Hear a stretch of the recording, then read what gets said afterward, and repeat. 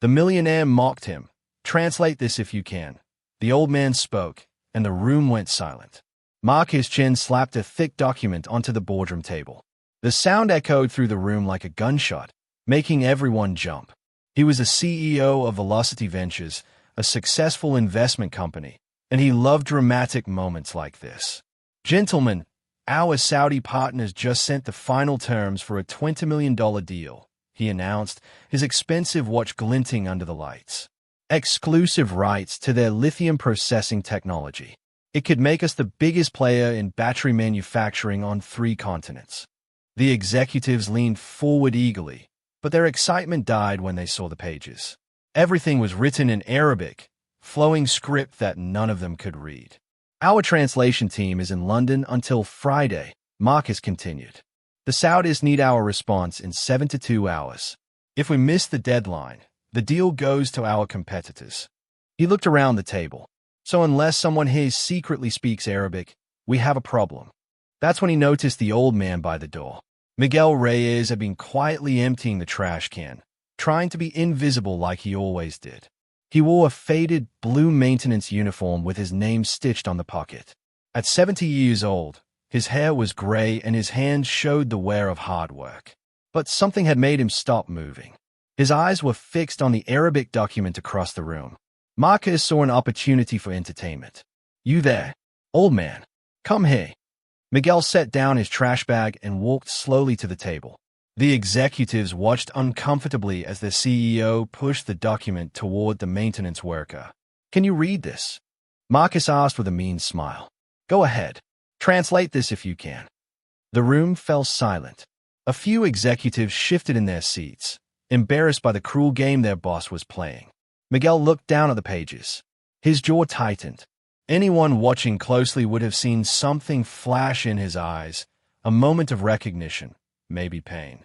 Because Miguel understood every single word on those pages. He could read the technical terms about lithium extraction.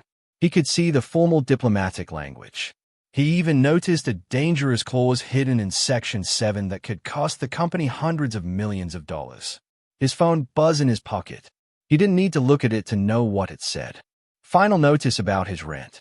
He was $4,000 behind. An eviction was coming in just a few days.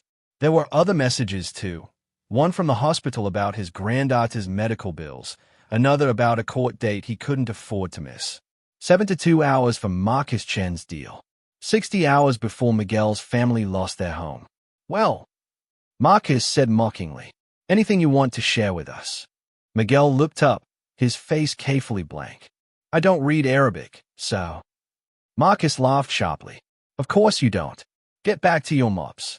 As Miguel walked back to his trash bag, his hand touched his chest pocket. Inside was a small leather wallet wrapped in a handkerchief. All gold letters were still visible on it. United Nations Diplomatic Translation Services. He hadn't looked at it in 8 years. It was from a different life, when he had been a different person. Miguel Reyes hadn't always been invisible. 20 years ago, he had worn expensive suits and sat in rooms like this one as an equal, not as furniture. He had been a senior interpreter for the United Nations, fluent in 6 languages: Spanish, English, French, Arabic, Mandarin, and Russian. He had translated for government ministers and corporate executives during important international negotiations. For 15 years, he had been one of the best at what he did. Then everything fell apart. It happened in Jakarta during a pharmaceutical deal between an American company and the Indonesian government. Miguel had been translating discussions about drug manufacturing when he noticed something wrong. The timeline for production didn't match the safety testing data he had seen the week before. When he looked closer, he found evidence that the company had faked their safety test results. The medicine was going to be sold to millions of people, including children, and it wasn't safe. Miguel had reported what he found to his supervisors at the UN. He thought he was doing the right thing. Instead, the pharmaceutical company used their lawyers and political connections to destroy him. Within 6 months, Miguel had lost his security clearance, his reputation, and his career.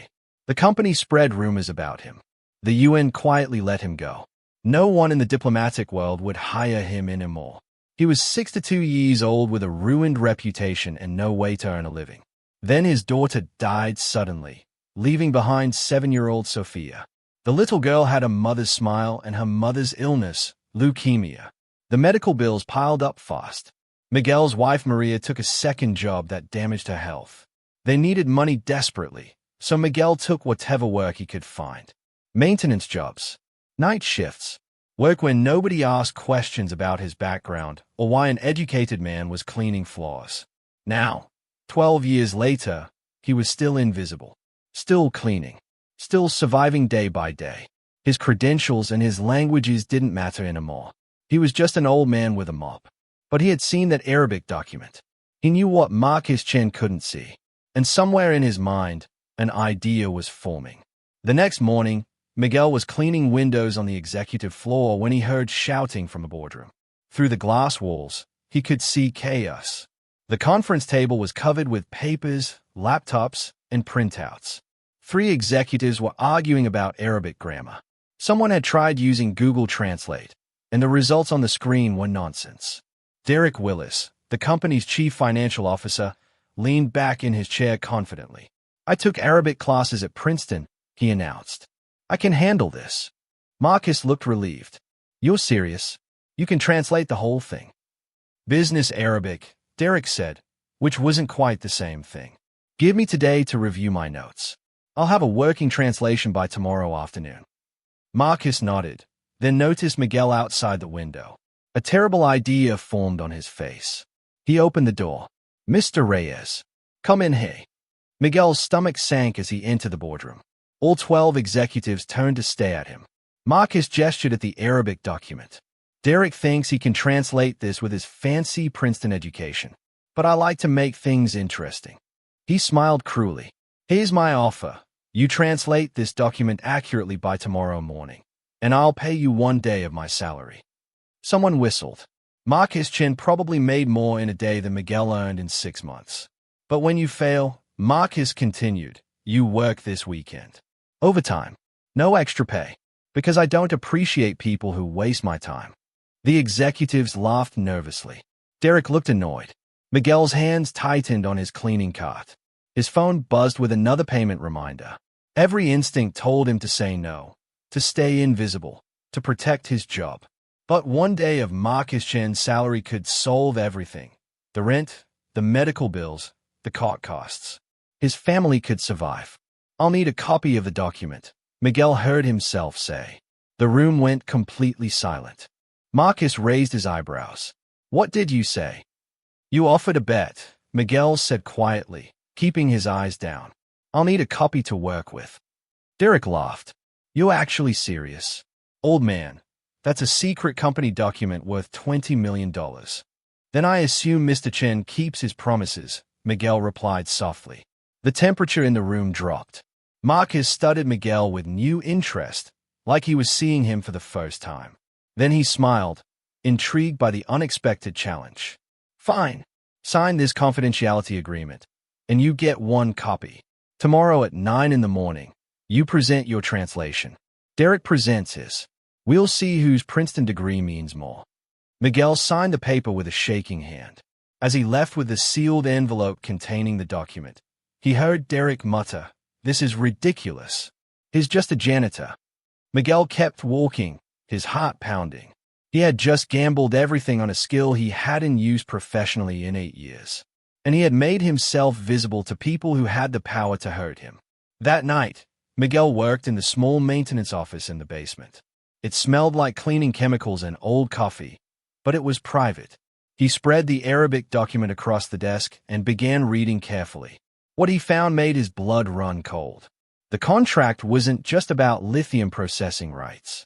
Hidden in the formal, polite language were terrible traps that would destroy Velocity Ventures. The document was designed to transfer all the environmental problems from the Saudi company's old facilities to Marcus Chen's company. It required Velocity to hire over 400 Saudi employees at American wages, which would be impossible to afford. It gave the Saudis the right to cancel the contract anytime they wanted, but locked Velocity in for 10 years. And there were penalty clauses worth 3 times the deal's value if certain targets weren't met. It was brilliantly constructed trap, hidden in diplomatic language. The Saudis were getting rid of a toxic business problem, and Marcus Chen's greed had blinded him completely. Miguel translated the entire document carefully, highlighting every dangerous clause in red. His Arabic was still perfect, maybe even better than before, since he had kept reading in multiple languages during his years of maintenance work. At 3 in the morning, he printed 2 versions. One was a complete translation with detailed warnings. The other contained just the first 3 pages, showing his skill without revealing everything. Then he made a difficult decision. He couldn't just walk into the boardroom and present his translation. The moment he showed that level of skill, Marcus would ask questions. They would run background checks. Someone would discover his UN history, the whistleblowing incident, the blacklist that still followed him. Velocity Ventures had business partnerships with companies involved in the Jakarta scandal. He would be fired immediately, maybe even sued. But Derek Willis was about to present a catastrophically wrong translation that would ruin the company. Hundreds of people would lose their jobs. Good people with families like his. Miguel needed another approach. Before dawn, he slipped a copy of his partial translation into Derek's office mailbox. No name on it. No explanation. Just enough accurate work to make Derek look competent in the morning meeting, and to buy Miguel time to figure out what to do next. At 9 o'clock, Derek stood confidently at the front of the boardroom. Miguel was cleaning windows in the hallway outside, watching through the glass. "Gentlemen, I've completed a preliminary translation," Derek announced. "The contract uses formal language, but there's nothing concerning in it." He clicked through his presentation slides. The opening sections were nearly perfect because they were Miguel's work, copied word for word from the pages he had left in Derek's mailbox. But then Derek's own translation began, and Miguel felt sick. Derek translated required employee integration as optional staffing discussion. He translated complete liability transfer as shared responsibility framework. He completely missed the penalty clause, mixing up the Arabic word for triple with the word for reasonable. Marcus was nodding, pleased. The board members looked relieved. They were about to sign something that would destroy them. Miguel's hands trembled on the window cleaner bottle. He had tried to help secretly, and Derek had stolen his work while keeping all the dangerous mistakes. Then Derek paused, looking confused at his notes. "So, I should mention something. There was an unmarked document in my office this morning. Someone made an unauthorized copy of the contract." Marcus's face went hard. "What?" "Just 3 pages of translation. Decent quality, but someone accessed confidential files without permission. That's a security problem." Within an hour, security had reviewed the overnight camera footage. They had seen Miguel in the office areas after his shift ended. By noon, Miguel was standing in Marcus Chen's corner office, feeling like a prisoner awaiting judgment. "Unauthorized access to confidential materials," Marcus said coldly. "That's a reason to fire you. Maybe even arrest you, depending on what our lawyers decide." "I was participating in your bet," Miguel said, trying to keep his voice steady. "You gave me permission. I gave you 1 copy for yourself. Not permission to make extra copies, enter private offices after hours, or leave documents for my executives." Marcus leaned forward. "What were you trying to do? Sell secrets to our competitors?" "I was trying to help," Miguel said, knowing how foolish it sounded. Marcus laughed without humor. "Help? Right." He opened a file folder. "I had human resources pull your employment records. Miguel Antonio Reyes, age 70, hired 8 years ago for maintenance work. But there are big gaps in your work history. What were you doing between 1998 and 2016? Miguel's throat felt tight. "Translation work. Various jobs." "Translation." Marcus's voice became dangerously quiet. "Human resources also found some problems with your paperwork. Your social security verification has a flag on it. Your address has changed 4 times in 2 years." He closed the folder slowly. "Normally I wouldn't care about any of this, but you've inserted yourself into a $20 million deal, so now I'm very curious about who you really are." The threat was clear. If Marcus kept digging into Miguel's background, his carefully rebuilt life would fall apart. Derek Willis appeared in the doorway, looking smug. "So, I've finished the complete translation. Everything checks out. We're clear to sign the deal. Miguel couldn't stay quiet. The penalty clause in Section 7 is correctly translated as performance bonuses, Derek snapped. I studied at Princeton, old man. You clean toilets. I think I know more about Arabic than you do. You've mistranslated it, Miguel said, his voice rising despite his fear. The Arabic word is garam. It means penalty, not bonus. That clause requires. Enough. Marcus's voice cracked like a whip. You're done here. Security will escort you out. You're suspended while we investigate whether to press charges. You're making a terrible mistake.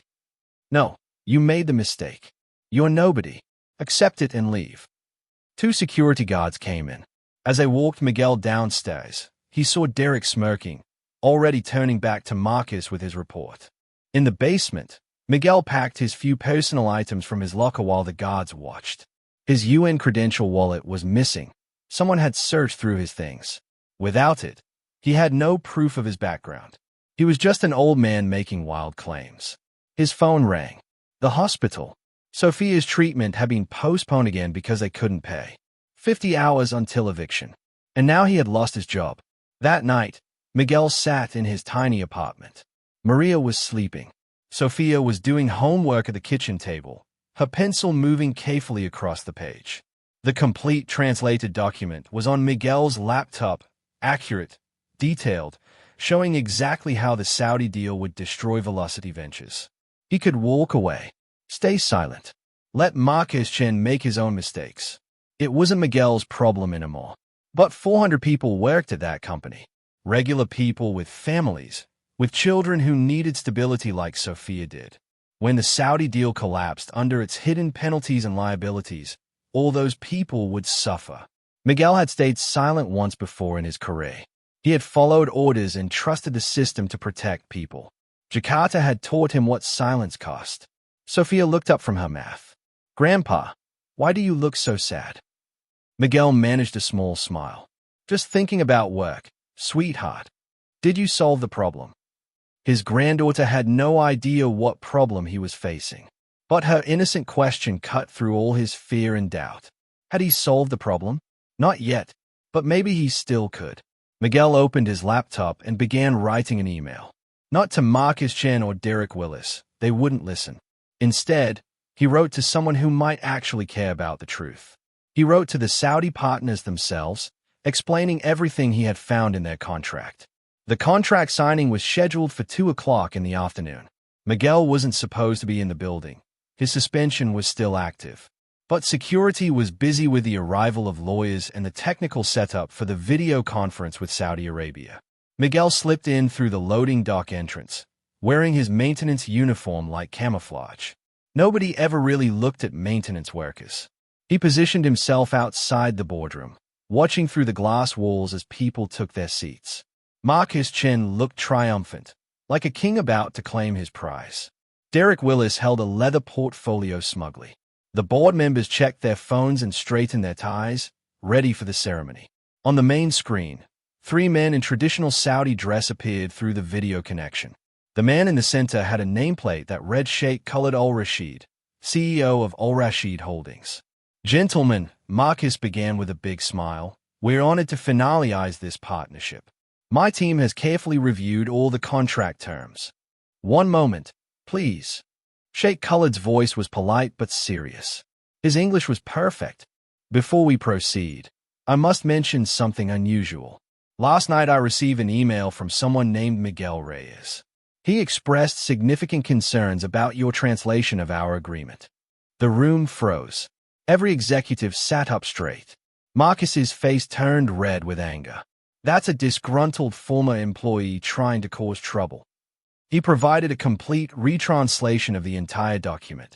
Sheikh Khalid continued calmly, with detailed analysis of technical terms, cultural context, and legal implications. Either this former employee is remarkably sophisticated in Arabic and international business law, or your translation contains serious errors. Derek stood up quickly. So, I can assure you my translation is completely accurate. Then perhaps you can explain your interpretation of Clause 7, Paragraph 3, Sheikh Khalid said. The phrase, Al-Garam al-Mudair Thalath Marat. What does this mean in English? Derek's confidence wavered visibly. It means performance bonuses with enhanced incentive structures. It means penalties multiplied by 3. A voice said clearly from the doorway. Every head in the room turned. Miguel Reyes stood in the entrance. He wasn't stooping anymore. He wasn't trying to be invisible. He stood straight and looked directly at Sheikh Khalid through the video screen. The correct translation is this. Miguel continued in a steady voice.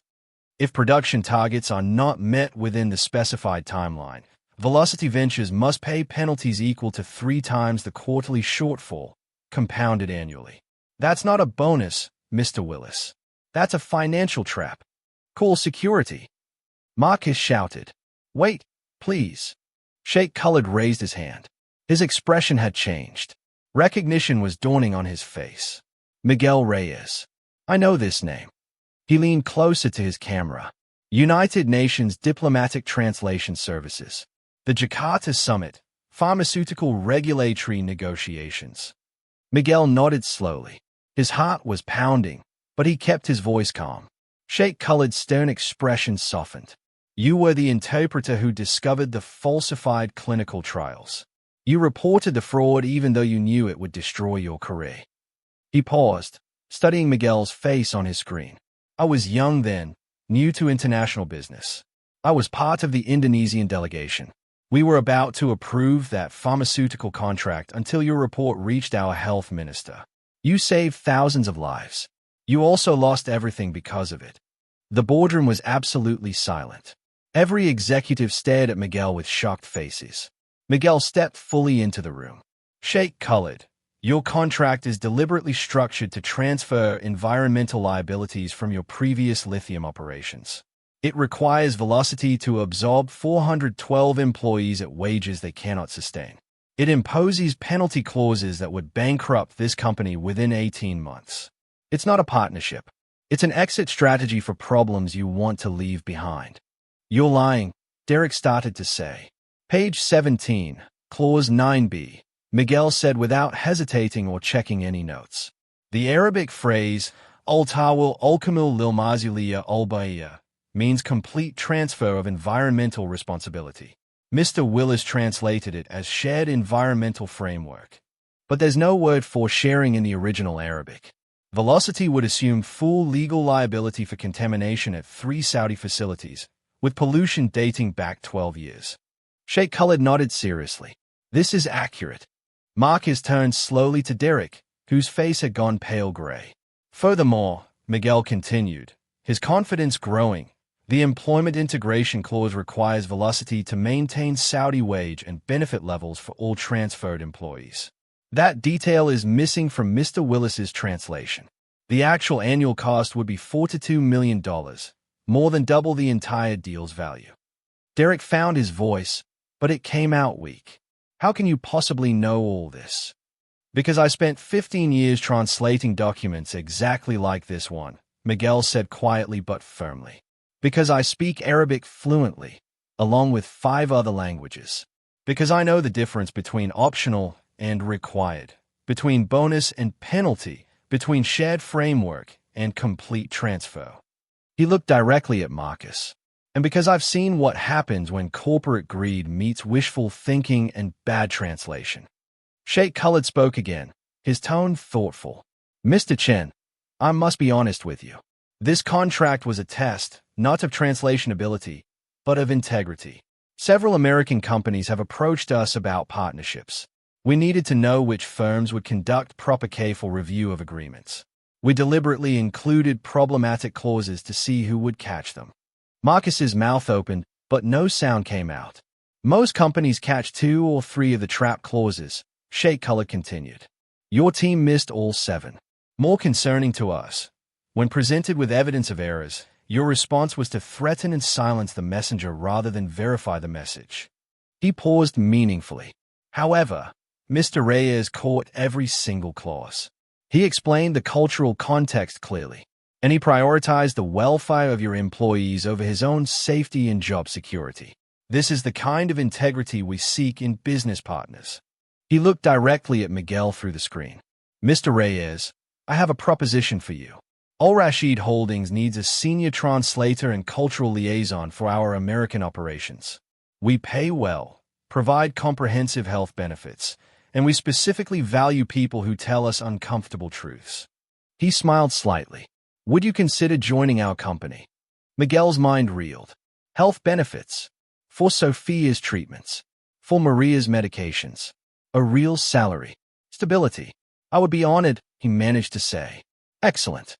My assistant will contact you tomorrow with the details. Sheikh Khalid turned his attention back to Marcus. Mr. Chen, we will not be proceeding with Velocity Ventures for any business relationship. However, should you wish to rebuild your credibility in international markets, I suggest you begin by apologizing sincerely to Mr. Reyes. You should also audit every translation your company has ever approved for accuracy. The video screen went dark. The meeting was over. Marcus Chen stood among the ruins of his $20 million deal. His face showed fury, disbelief, and the dawning realization of how badly he had miscalculated. Derek Willis looked like he wanted to disappear through the floor. Miguel turned to leave the boardroom. Then he paused at the door and looked back at Marcus. Mr. Chen, you asked me to translate if I could. I could. I did. You just weren't listening. He walked out with his head held high for the first time in 8 years. Behind him, the silence in that boardroom was complete. 3 months passed. Miguel Reyes now sat in a comfortable office in downtown Houston. The nameplate on his door read, Senior Cultural Liaison and Translation Services Director, Al Rashid Holdings, America's Division. The salary was generous, more money than he had ever made, even at the UN. The health insurance was comprehensive and covered all of Sophia's treatments without question. Maria's medications were fully covered too. They had moved to a better apartment with a small yard where Sophia could play safely. On Miguel's desk sat 2 items side by side, his old United Nations credential wallet and his new one from Al Rashid Holdings. He kept them together as a reminder. One represented the cost of integrity, the other represented its eventual reward. His phone buzzed with a new email from Sheikh Khalid. Another contract for your review. Also, I wanted you to know we've established the Reyes Fellowship, a program to identify overlooked talent in unconventional places. This quarter, we're hiring 6 people with expertise hiding in plain sight, a former surgeon working in retail, an economist with a doctorate driving for a ride service, a master carpenter doing apartment maintenance, and 3 others. Thank you for inspiring this initiative. Miguel smiled and felt warmth in his chest. Sometimes redemption came in unexpected forms.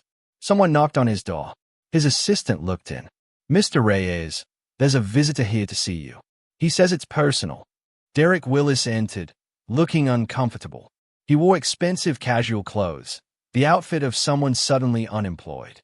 He held an envelope in both hands. I came to apologize, Derek said stiffly, and to give you this. Inside the envelope was Miguel's old UN credential wallet, the one that had been taken from his locker, and a cashier's check. The amount was large enough to cover years of struggle and hardship. Marcus is being sued by the board of directors, Derek explained quietly. I was fired. Your lawyers suggested this payment as restitution for the work I stole from you. He met Miguel's eyes briefly. I was taught that credentials and college pedigree mattered more than actual ability. I was taught that appearance mattered more than truth. You taught me something very different. Thank you for that lesson. After Derek left, Miguel stood at his window looking out at the Houston skyline. Somewhere in this city were thousands of people like he had been, educated, capable, skilled, but reduced to invisible work by circumstances beyond their control. Bad luck, injustice, economic necessity, the consequences of doing the right thing. The world was full of overlooked expertise. People who knew things that weren't taught in fancy schools. People who understood languages that couldn't be put on a resume. The language of survival, the language of dignity, the language of persistent hope even when everything seemed lost. Miguel Reyes had spoken his languages when it mattered most. He had risked everything to tell the truth. And finally, after years of silence and invisibility, the world had listened. He looked at the photo of Sophia on his desk. She was smiling, holding up a drawing she had made at school. The drawing showed a superhero with gray hair. Underneath, in a child's handwriting, it said. My grandpa. He saves people. Miguel touched the glass gently. Maybe she was right. Not in the way superheroes worked in stories, with powers and capes, but in the small, real way that mattered. Speaking truth when silence was easier, helping others even at personal cost, and remembering that every person deserves to be seen for who they truly are, not just how they appear. He had been invisible for so long. Now he was visible again, and he would use that visibility to help others step out of the shadows too. Have you ever been underestimated because of your age, your job, or the assumptions people made about you? Have you ever seen someone with real talent and knowledge being overlooked because they didn't fit expectations? Everyone has a story. Everyone deserves to be seen. Share your experience, because the world needs to hear it.